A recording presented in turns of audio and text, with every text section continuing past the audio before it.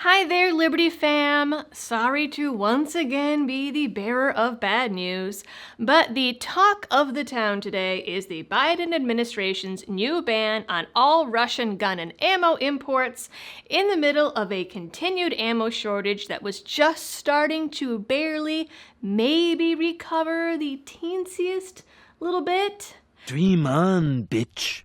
While marketed as a punishment to the Russians, I firmly believe that this was a very deliberate choice to squeeze gun owners and create another spike in ammo prices. I'll tell you exactly why. Keep watching for all the details.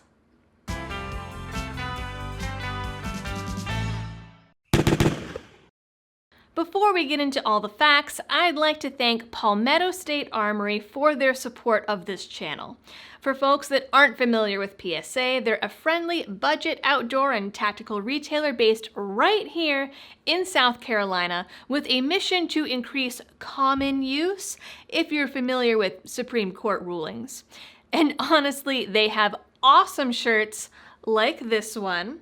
To check out their products and daily deals, as well as help this channel, use my link down in the description. Unlike a lot of the topics we cover on this channel, as well as the myriad of gun laws written to be purposefully confusing and trip people up, this one is pretty straightforward, at least on paper. On Friday, the U.S. State Department released a fact sheet announcing new sanctions against Russia under the Chemical and Biological Weapons Control and Warfare Elimination Act of 1991, or the CBW Act for short, because that is a mouthful.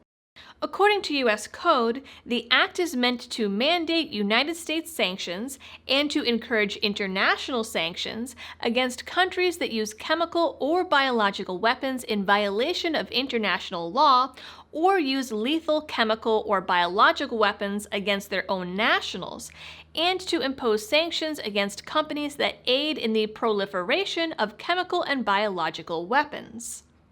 This is the second round of sanctions against Russia in response to the use of a nerve agent to poison Russian opposition figure and activist Alexei Navalny last August. Previous sanctions were put on Russia over this incident in March, but sanctions for violation of the CBW go back to 2018 in response to another poisoning. I've been a very, very naughty boy. Putin was blamed for the incident, and an outside investigation did in fact find ties to the Russian Federal Security Service, but Russia declined to investigate it themselves, saying no crime had been committed, despite the presence of a nerve agent being confirmed by 5 separate laboratories via the Organization for the Prohibition of Chemical Weapons. This is important for later. The EU and UK also placed sanctions on Russia, as all of this is a patented, very big deal. However, according to this State Department fact sheet, the only 2 new sanctions on the US side of things are a ban on Russian imports of firearms and ammo and export restrictions on nuclear and missile-related goods. They read as follows. 1. Restrictions on the permanent imports of certain Russian firearms. New and pending permit applications for the permanent importation of firearms and ammunition manufactured or located in Russia will be subject to a policy of denial. And 2. Additional Department of Commerce export restrictions on nuclear and missile-related goods and technology pursuant to the Export Control Reform Act of 2018. The 2 new rules will take effect when they publish the Federal Register on September 7th, meaning folks have just over 2 weeks to stock up on their Russian ammo before this really starts hitting people in the wallet. I've already seen posts on social media from people saying that 24 hours after the announcement, their local shops are completely selling out of 7.62 and prices on rifle ammo have almost doubled overnight. These are very exciting times. Why do I think this is a double whammy meant to also squeeze gun owners? Simple. Like I mentioned, ammo is already in short supply and high demand.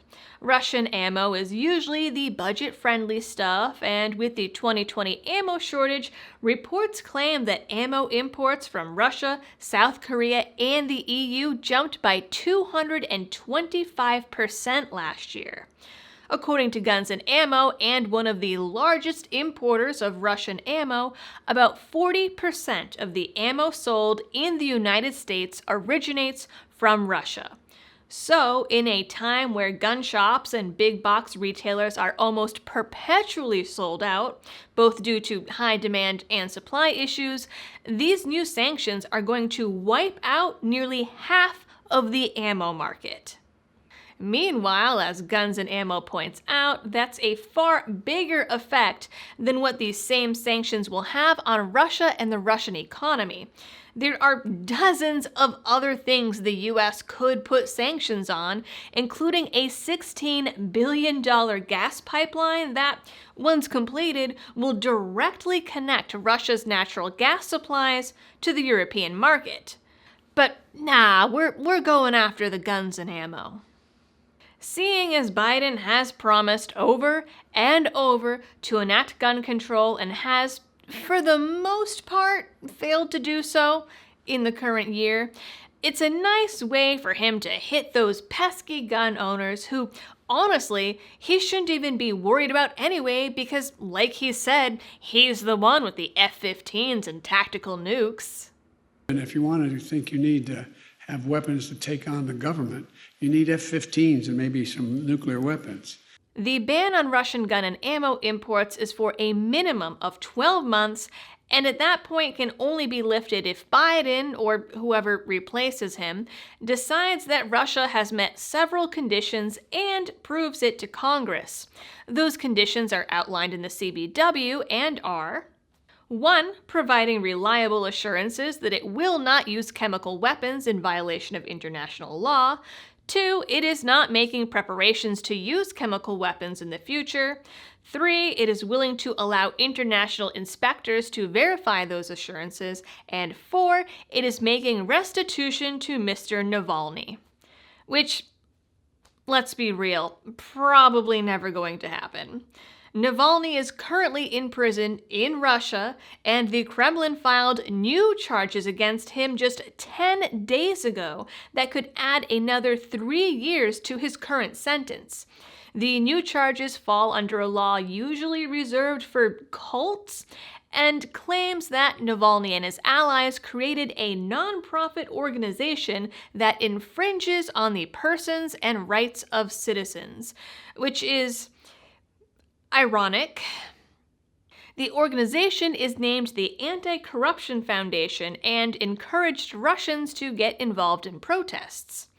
Navalny, his friends, and his organization have many times over been banned and labeled an extremist, a term you and I are probably very familiar with. Exposing folks to extremist content since 2013, baby! Putin insists that Navalny is in jail for crimes against foreign partners rather than politics. For what it's worth, the current jail sentence is for allegedly breaking the conditions of a suspended sentence. That original sentence stems from 2014 charges of embezzlement for which he was originally sentenced to serve time in a prison colony. Whether those charges are legit, I personally couldn't tell you, but if it's not above the US government to make up shit about their political enemies, it's certainly not above the Kremlin. So either way, it's pretty likely that these sanctions will be a permanent fixture in the gun owner landscape. The news of these sanctions originally broke on a website for a Russian news agency before it was announced to American citizens, which is par for the course under the Biden administration and not at all surprising. But these sanctions are now listed in a press release on the state.gov website, so ladies and gentlemen, yes, it is real. Russia has responded by saying they're perfectly open to cooperating with the countries who have sanctioned them and have always cooperated with those countries, and also blamed Germany for the poison that they simultaneously deny exists because, after all, Navalny wasn't poisoned because a crime wasn't committed. So again, hold on to your panties, ladies and gents, because I do not see this one ending anytime soon. That concludes the sorry state of affairs that is your Second Amendment news. Please give a like and share or subscribe if you're new here. And if you're looking for other ways to help the channel, check out my support options in the description, including a bunch of partners as well as links to Patreon and Subscribestar. Until next time, thanks for tuning in, stay safe, and happy shooting. If you can find the ammo.